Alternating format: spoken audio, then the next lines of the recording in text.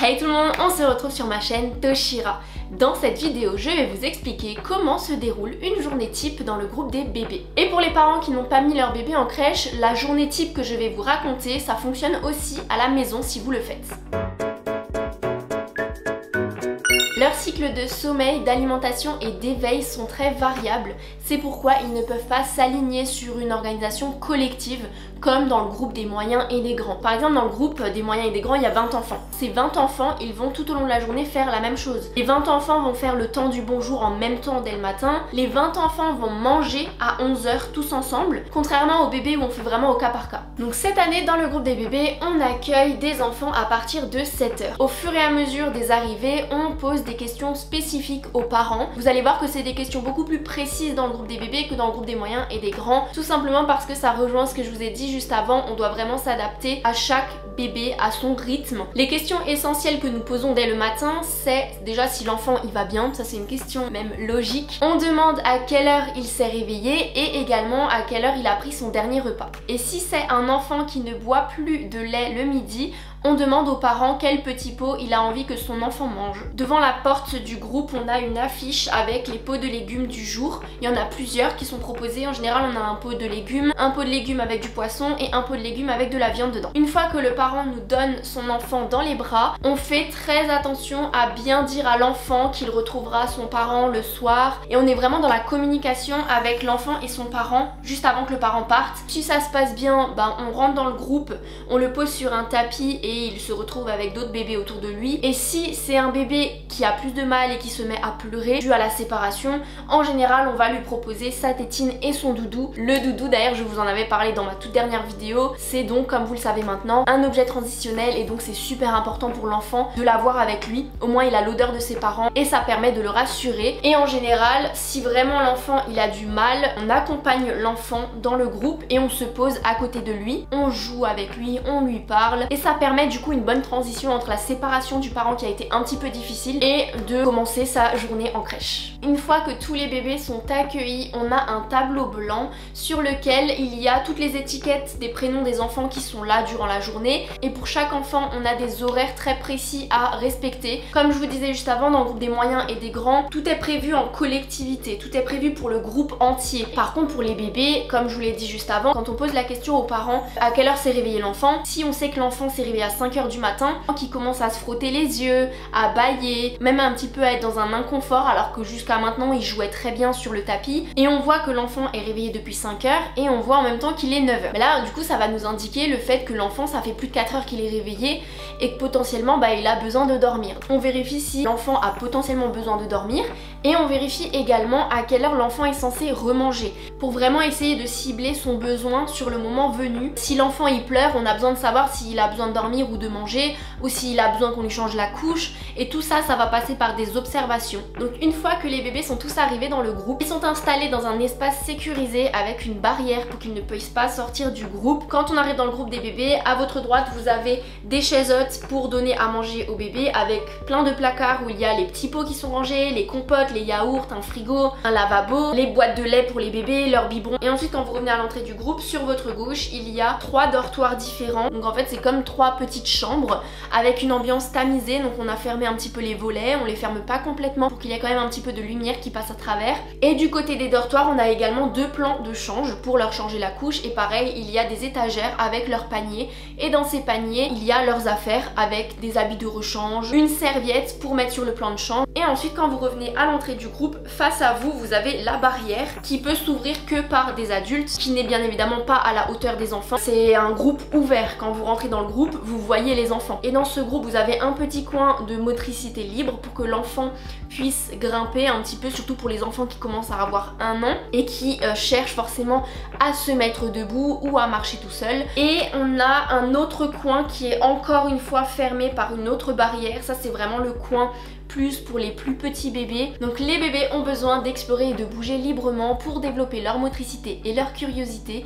C'est pourquoi on les laisse vraiment faire. Contrairement au groupe des grands où ils ont une ou plusieurs activités qui leur sont proposées durant la matinée, les bébés ils ont un temps de jeu individuel ou en petits groupes pour vraiment éviter de les surstimuler. Dans le groupe des bébés, on essaye aussi également de leur instaurer déjà le temps du bonjour. Forcément, c'est aussi important pour nous dès le groupe des bébés qu'ils sachent quel professionnel va s'occuper d'eux. Donc on se présente, on a aussi une petite mascotte qui s'appelle Biscotte.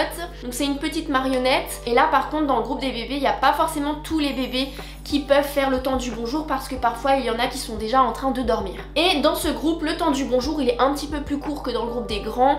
Là le temps du bonjour il dure 10 à 15 minutes. On se présente avec la mascotte, on dit coucou à chaque enfant, on dit le prénom de chaque enfant. En général on chante des chansons où on leur raconte des histoires. Et ensuite on termine toujours par la même chanson qui va clôturer ce moment du temps du bonjour. Une fois que ce temps du bonjour est terminé, les bébés tout au long de la matinée ils continuent d'explorer leur groupe. Ils sont toujours au sol sur les tapis et ensuite vers 10h en général commencent les repas individualisés. Comme dit, comme c'est au cas par cas, je peux pas vraiment vous dire à telle et telle heure il se passe ci, à telle et telle heure il se passe ça. Vu que c'est au cas par cas, tout au long de la journée ça change et chaque journée ne sont pas les mêmes. Tout au long de la journée, les enfants sont couchés selon leurs signes de fatigue. Donc il y a des enfants qui vont se frotter les yeux, d'autres qui vont pleurer et donc on va forcément se baser à chaque fois sur l'heure de son dernier coucher pour vraiment essayer d'évaluer si c'est vraiment ça dont il a besoin.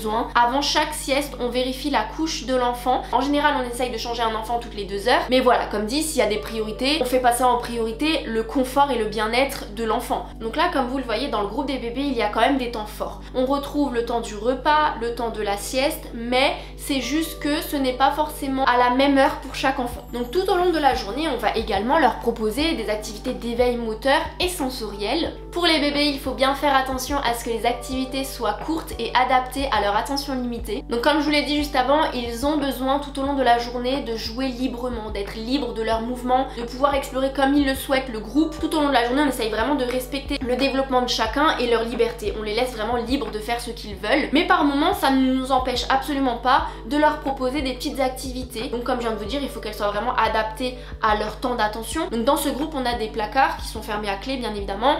Et on a des petits instruments de musique. Donc on va leur proposer des petites maracas, des petits œufs qui font du bruit. Et pour les plus grands qui commencent déjà à se mettre debout, on leur propose un temps en dehors du groupe. On a une salle de psychomotricité au sein de la crèche. Les bébés qui ont entre 2 et 5 mois ont vraiment besoin de ce côté calme, sécurisant du groupe. Et là on observe que les grands ils ont besoin de plus bouger. La pièce qui leur convient le plus c'est vraiment la salle de psychomotricité. Donc ça peut arriver durant la matinée qu'on prenne 4-5 enfants et dans cette salle de psychomotricité on y retrouve des tapis au sol, 2 toboggans, des escaliers pour accéder au toboggan. C'est vraiment une petite structure qui est adaptée pour les enfants et ça leur permet du coup d'explorer leur motricité, d'explorer leur corps, leurs limites, de pouvoir grimper et d'explorer également un nouveau lieu. Parce que du coup oui, comme vous l'avez compris, dans le groupe des bébés dans lequel je suis cette année, on n'a pas que des bébés de 2 ou 3 mois. On a 15 bébés qui ont entre 2 mois et demi et 1 an. Donc de par leurs âges différents, ils n'ont pas les mêmes besoins. Et donc pour nous en tant que professionnels, tout au long de la journée, on doit vraiment essayer de composer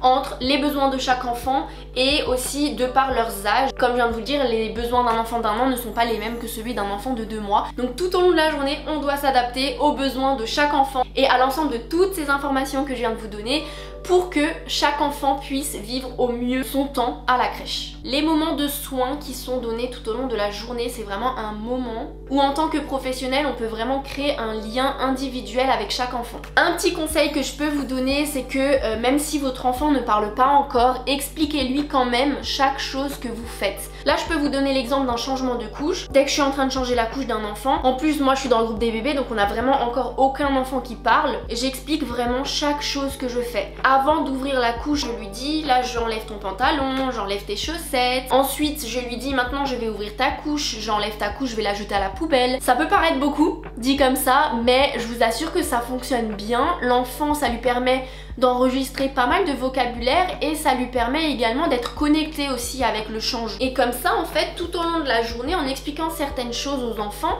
on leur envoie des données, des informations pour qu'ils puissent mieux comprendre leur environnement, leur corps. Vers 15h à 16h30, voire parfois même 17h, le goûter est également donné individuellement et on se base également sur la dernière heure du repas du bébé. Et on a aussi un classeur avec une feuille individuelle pour chaque enfant et sur cette feuille on a vraiment le déroulé complet de la journée de l'enfant pour que le soir, lors des transmissions avec les parents, on peut dire aux parents si l'enfant il a eu des selles dans la journée, à quelle heure il a pris son dernier repas, s'il a dormi durant la journée et qu'est-ce qu'il a fait tout au long de la journée. En général, on essaye quand même de noter une petite anecdote de ce que chaque enfant a pu faire dans la journée. Gros conseil également que je peux vous donner, n'allez pas plus vite que son rythme, n'allez pas plus vite que son propre développement psychomoteur. Ce que je sous-entends par là, c'est que si votre enfant n'arrive pas encore à se mettre tout seul sur le ventre ou à ramper et l'étape suivante à faire du 4 pattes, ne le mettez pas assis. Donc pour vite fait vous expliquer, un enfant est sur le dos, sa position de base est sur le dos. Il va ensuite apprendre à se mettre sur le ventre. Ensuite il va apprendre à ramper avec ses bras. Après il va apprendre à faire du 4 pattes. En général le 4 pattes va se faire en même temps qu'apprendre à se mettre assis. Donc si vous avez un enfant qui n'est pas encore capable de se mettre sur le ventre ou de ramper, n'allez pas plus vite, même si ça peut venir d'une bonne intention. S'il vous plaît, ne faites surtout pas ça. Ça va retarder le développement de votre enfant et ça va lui générer de la frustration. Par contre, un enfant, vous pouvez le mettre assis, mais il faut qu'il soit contre vous. Il faut qu'il puisse se relâcher. Parce qu'en fait, un enfant, quand il est assis, il n'a pas encore tous les muscles qui ont été développés pour cette position. Si vous avez des questions, n'hésitez pas à me les poser sous cette vidéo. J'espère avoir pu vous éclairer un petit peu plus pour une journée type dans le groupe des bébés. C'est la fin de cette vidéo. Je vous dis à très bientôt. Salut!